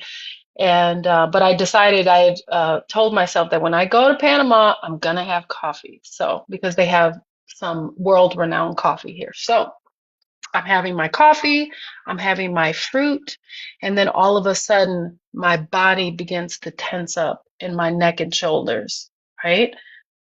Now, when you know the language, you understand why that kind of resistance happens. Okay, so I'm starting to feel pressure in my neck. I'm like, oh my gosh, is my top tied too tight? Something's pulling. Now it's going into my shoulders. And I'm like, okay, I've got 30 minutes before the class. I'm gonna, chug down a little bit more of this coffee. I'm gonna go back to the room. I'm gonna have my hubby massage my shoulders while I prep. Um, but what I didn't do is allow the pain or the tension that came up in my neck and shoulders to say, that's an excuse for me not to teach the class because I don't feel good. So now I can say, oh, I couldn't make it because I don't feel good, right? No, what I do is I laugh. I say, ha ha ha, look at my body resisting. It is resisting what I'm about to do. It's resisting its own expansion. It's Dalit resistance. Now, what happens? You push against the resistance. You push against the shell, against the pain, against the headache that's trying to form, right? Against what's happening, the tension, because I understand that before an expansion of consciousness happens, there always will be a restriction. There'll always be something to get in the way and say, to hell with all this. Just rest, Larissa, right? But you push through it and you do it anyway.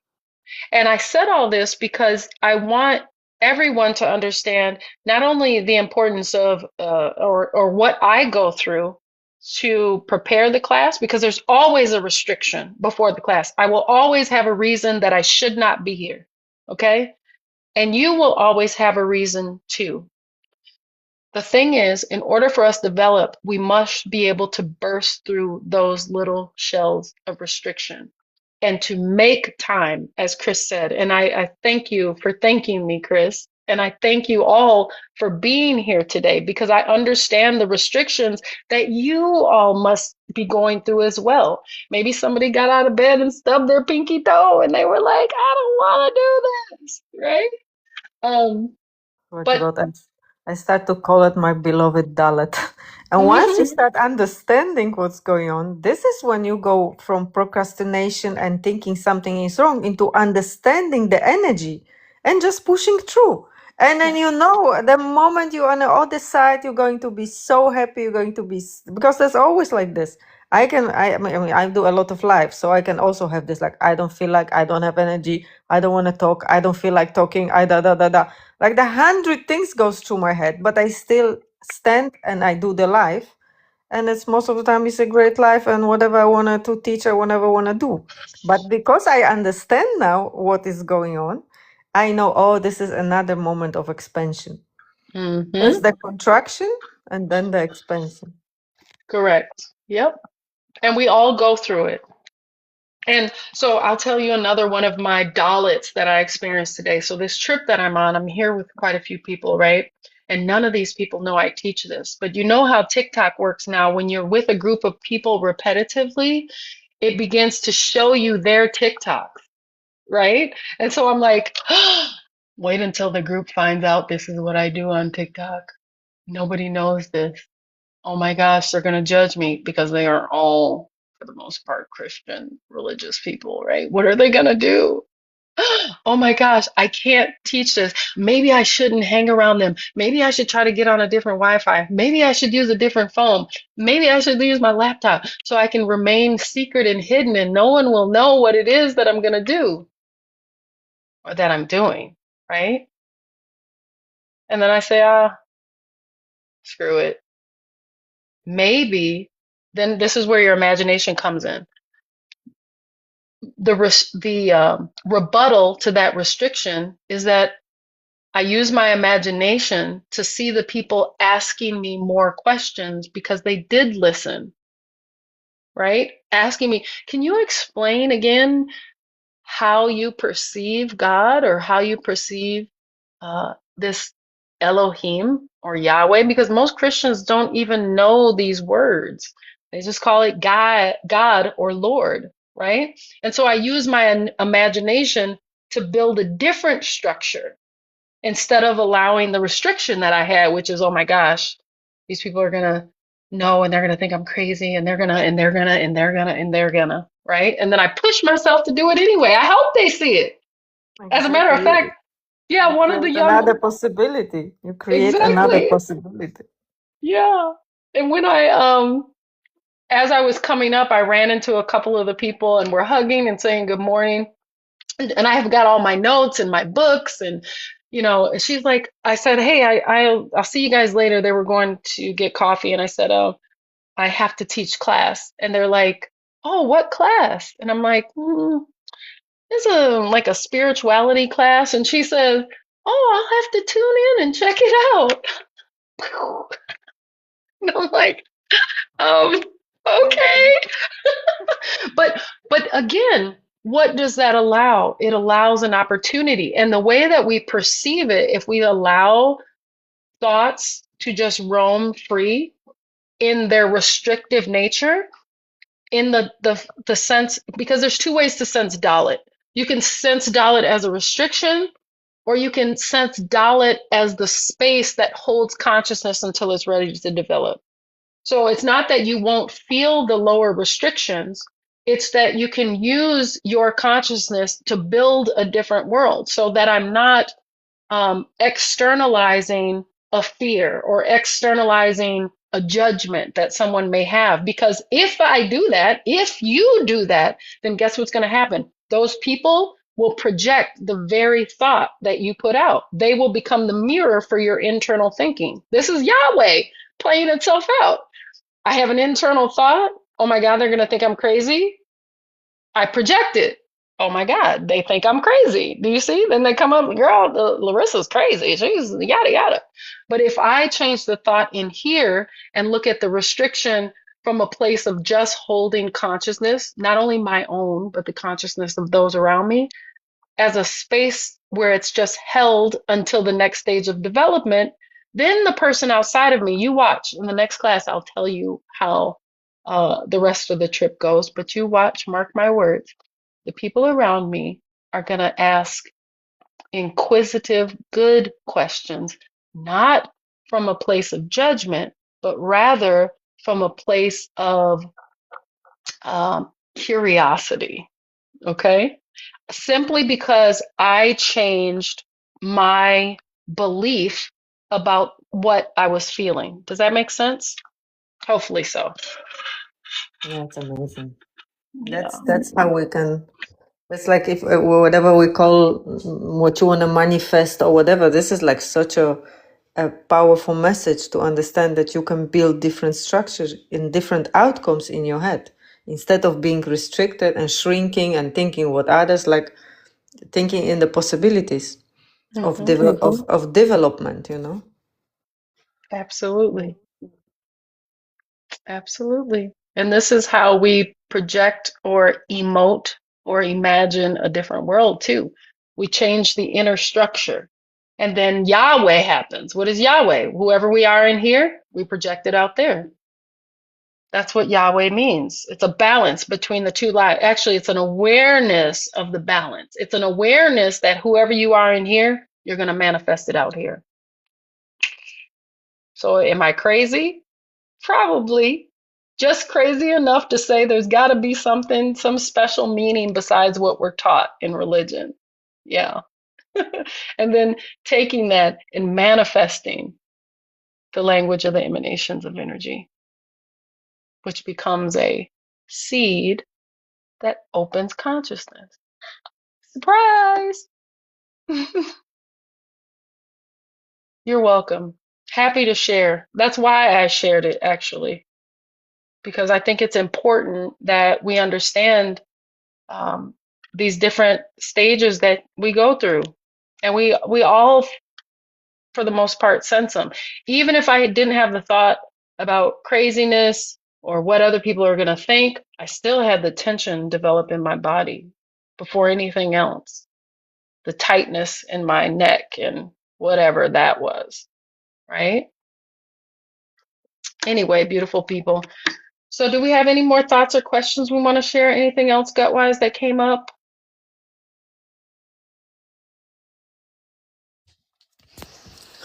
No, it's just, you know, it's a lot of to digest. Always when you talk, it's just a lot of thoughts coming after, and you, while you Yeah. live your life, you're going to integrate all of these ideas, you know, Mm-hmm. and then you're going to see the waves and you're going to understand more. And just like you always say, this is a living language because it's you being developed. Mm-hmm. Like God is in development, God is in self awareness. Because Aleph Yes. is completely not knowing who and what he is, just like we. So we create all this. No, let me touch upon another thing. Like you said, I always call it that we have this amazing technology, which is you, which is Aleph, in time space, creating. But because we are still in a very, no, it's not low consciousness; it's constructed consciousness, not knowing itself and creating these unconscious things, because there's no integration with our creation still, because we separate, and that's why it's all this separation, just like you said about being this is black, this is white, this is this, the different religion, there's so much separation because we're not able to still see ourselves as whole thing. We Mm-hmm. need to grow into it. We need to grow. So you need to become, you have to have the eyes and the ears to understand that this is all part of one consciousness. And then we Right. start maybe integrative. And then from this start creating different world, which you will not see another as separate, but you will literally see it as yourself. Exactly. Yeah. It's so true. And then you become what we call Lord and Master of the latter, because now you're developing your external world from an inner knowing that you are manifesting the reality, not, oh, life's just happening to you. Oh, Exactly. Exactly. so, So we come from this life is happening to me. There's some random sky daddy, and look at me. He's punishing me for whatever, and you right. still don't understand that you're doing it to yourself. And this is the development to understand. Oh, but it's me talking to myself. It's me versus me, and it's always you versus you. There's nobody ever been different. And this is the part of this awakening is that you start really understanding that you are God, which is very, very controversial for still for many, many people to even hear it. they go like, Mhm. they go completely in tilt because this is something they never integrated, they never understood it. And I am at the point where there is no other way that I am not God. There is no other way, because all roads leads to this, that you are the source creation of everything. Yeah, Mm. I agree. So just Jesse says, what about people who have a hard time changing belief, especially dealing with depression? Are they trapped in a container of consciousness? Yes, they are trapped. Um, but there can be a lot of different reasons why the person is trapped. It always is going to have to do with an internal state, but that internal state is built by the external reality because the person, we're not aware that we're building and creating the reality. So in the past, I've been a very depressed person, right? So I'm going to try quickly to tap into that state really quick so that we can kind of see what it looks like. Why did I have a hard time? I had a hard time and felt depressed because I had limited beliefs. I had a physical body that was going through stuff, right? Through like the hard knocks of life. And no one told me that I could change my life by changing the way that I thought. Although everyone around me was saying that without saying it, right? And then I was 27 and I read my first book, which I would say was outside of the religious dogma belief structure that I had at the time, which was a book called As a Man Thinketh by James Allen. And James Allen was the first person to say, Larissa, you can change your life. You can come out of depression by changing the way that you think. And so, with that in mind, I created the exercise that I call the garden. And some of you have learned that exercise. I got that exercise, or I created it because I read As a Man Thinketh. And in As a Man Thinketh, James Allen says, your mind is like a garden. You have to weed the thoughts that you have. You have to stop yourself from, not stop yourself, yes, stop yourself. You have to contain, you have to pull bad thoughts, and then you have to replace them with something positive. So I created an exercise for myself, right? I had a hard time changing my belief because I didn't know that there were more ways to believe that existed. So, what I would suggest is that you start to look outside of what you've been taught life is about.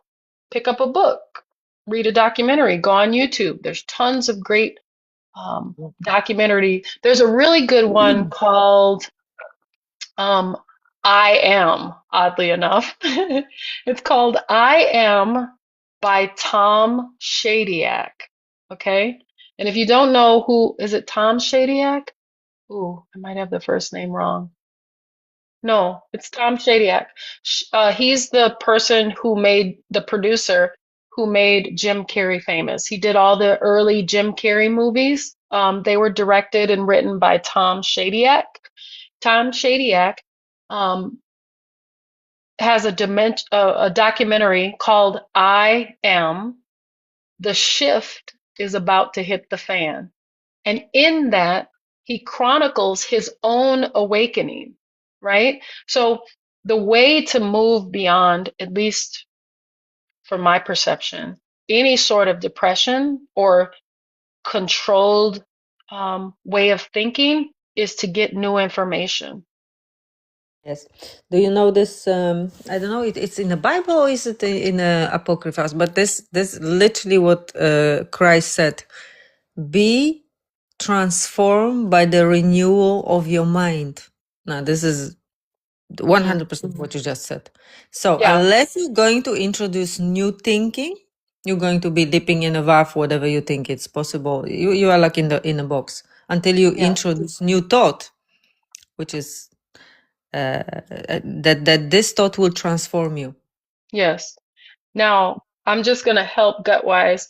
That was Paul's raggedy ass who made that comment that she just made in the Bible to be Okay. transformed by the renewing of your mind. Now, y'all know I don't like Paul, okay? Because Paul pulls consciousness away from awareness and externalizes Sky Daddy again. Paul says to worship Jesus. Jesus says to worship God. And where does he say that God is? You. It's you, right? Yeah. So that's why I say Paul's raggedy ass.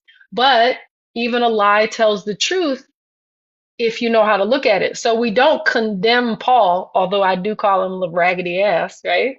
We don't condemn Paul. We just look at what he taught differently, as in the case of Gutwives just now. She just reminded us Paul's raggedy ass is the one who said, be transformed by the renewing, by thinking new thoughts in your mind. Even though Paul projects God as external, right? Do you see? So we learn, so we learn to see the truth within the lie that even Paul, which is the person who wrote a majority of the New Testament, right? It's all lies, right? But even in the lie, there is truth. That's Exactly. all. And what it hits me, like, even if you say the lie, because probably Paul was completely convinced the sky daddy is in the skies, it's not like sometimes I'm thinking it's not like those people really think, oh, let me just lie to people and Right. let hid the truth. I mean, there's some are hiding the truth. That's true. There are some who do that on purposely knowing what it means. But many of those, like Paul, probably they really truly believe that there's sky daddy there, and they are teaching people good thing, and that they are going on these crusades and they are doing the good thing. I mean, they were convinced doing a good thing. I mean, you cannot take thousands of people to have slaughter party, and everybody knows that is a wrong thing.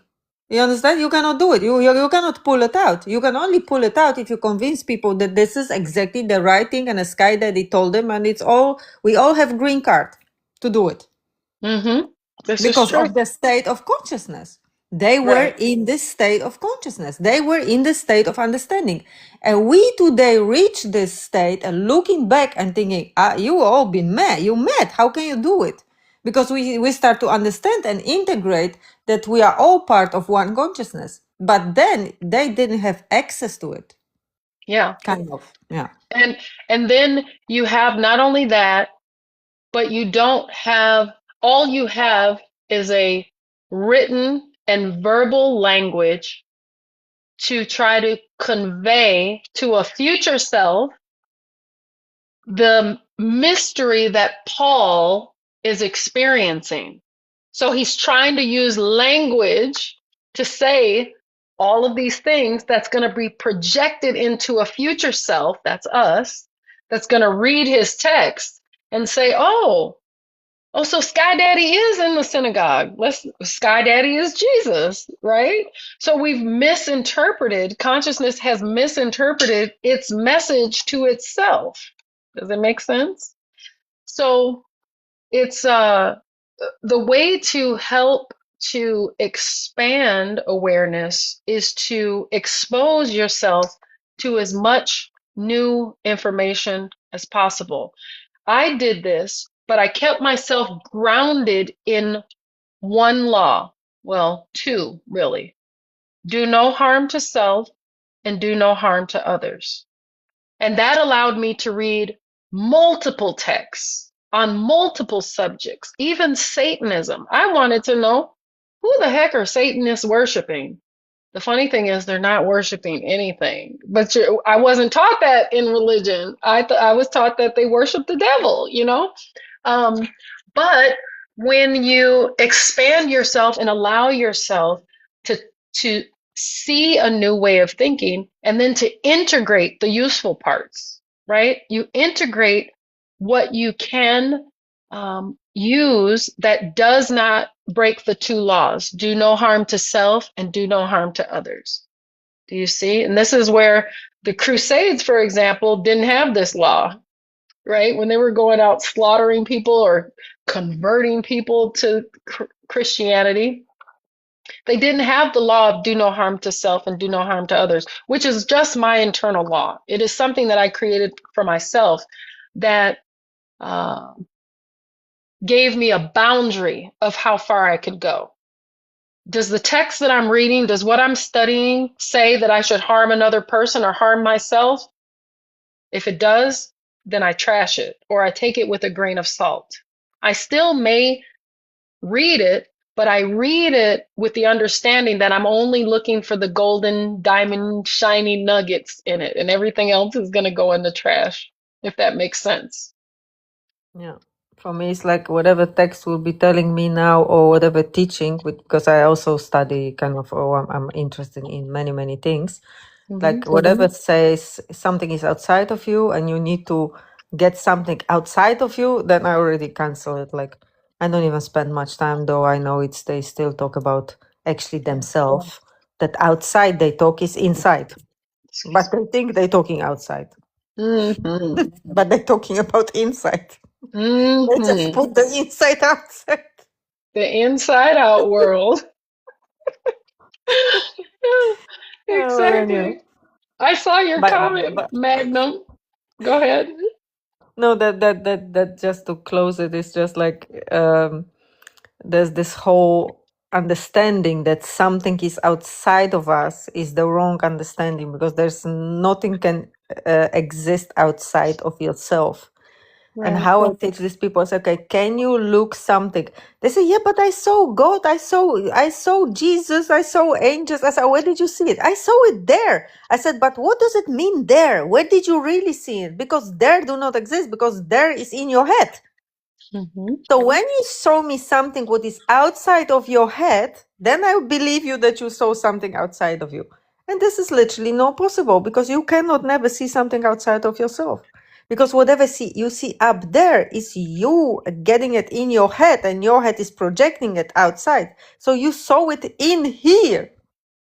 And once people kind of like, when they want to make this last kind of click, you really start understanding the whole world is within you, and there's no other possible way. There's Mm-hmm. no objective word, Mm-hmm. objective subject. There's no subjective word. There's only objective world, which you have internal world. So whatever, if I see tomorrow angel standing in front of me, I know I saw it in me. It's my angel. I project it outside of me. But Right. I understand it 100%. But these people, these religious or whatever, they have the visions and stuff, and they tell you, yes, but I saw God, he was talking to me. So, you were talking to yourself. Yep. But this is the level It's they not yet to understand. it's like Moses, what we talked about earlier. I'm hearing these thoughts in my head and I'm having a conversation with them. So what's your name, voice in my head? Who should I tell all of the people that are waiting down there in the valley? Who should I say you are, voice in my head? Exactly this. And the voice in my head says, awareness. Yes, and this I was like the Muhammad went to the whatever he was hearing voices in a cave. Yeah, where did you hear the voice in your head? Mm-hmm. Exactly. Exactly that. Oh, all right, beautiful people. I'm going to leave you with this before I go. First of all, I want to thank you all for being here. I want to thank you for questions. I want to thank you for giving your attention, excuse me, to today's lesson. Um, and I'm going to leave you with this, okay? God is not a man in the sky. God is what consciousness looks like when the inner and outer lives of a human being are finally balanced. Okay? Wake up and remember who you are. And I love you. You all know what I mean by that, right? I hope that you experience Yahweh. I hope that you experience the understanding that your inner world is manifesting your outer world so that we can change the outer picture into something beautiful. Okay, guys? Love Thank you, y'all. Larissa. Thank you, guys. It's amazing. See you next week. Bye. See you next week, 10 a.m. Central Time. Yeah.